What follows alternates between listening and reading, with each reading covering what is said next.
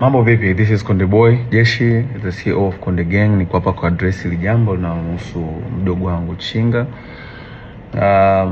Kwanza kabisa nikiri kwamba mdogo wangu alinitumia message na kuniomba kwamba anataka kutoka kwenye label akawa independent artist. Nami nilimjibu straight kwamba mdogo wangu, wish all the best. I got you back all the time as usual. Kachini na viongozi wa Konde Gang, video contacts, mfanolize, mwone mnafanyaje. Contract inasema endapo atataka kuterminate na ku-own master, kununua, ku-own master. Nikisema master namaanisha catalog, the whole entire catalog. Nyimbo zote, hata zile ambazo amezifanya mimi, ili ziwe za kwake lifetime. Just naingiza pesa kwake lifetime. Inatakiwa alipie kuzinunua hicho kiasi cha pesa kilichotajwa kwenye mkataba ambao mdogo wangu alisign 4 years ago na kampuni ya Konde Music.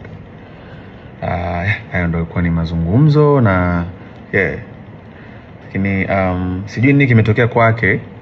Baadaye akaja kusema kwenye social media kwamba nimemdai kiasi cha bilioni 1. Nikiri kwamba sijamdai kiasi cha bilioni 1 na nisingependa pesa yangu tena ije kunichafua mwenyewe. I did my best. I wish him all the best.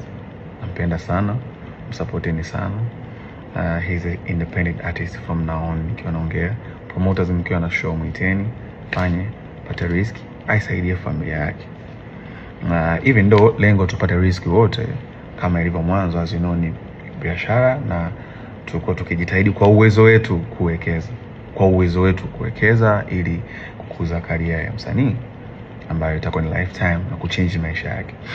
So far tumshukuru Mungu kwa support yetu, tumeweza kufanikisha kuwaletea superstars kadhaa ikiwemo Chinga, kina Angela, Kili Chidi walikuwa kina Country Boy, na wao wote waliondoka hakuja kuwa na matatizo yote, na wote wana own master zao na for good and for peace.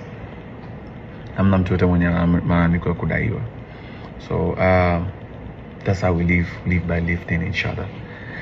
Lakini pia speaking of BASATA, nilipata mwito na niliomba management yangu niwakilishe, nataka kujua issue ni nini, kwa sababu sikutegemea, na kwa sababu mazungumzo alizungumza naye na bwana Chinga, sikutegemea kama angeweza kufika BASATA. Baada ya sana na usuluhisho.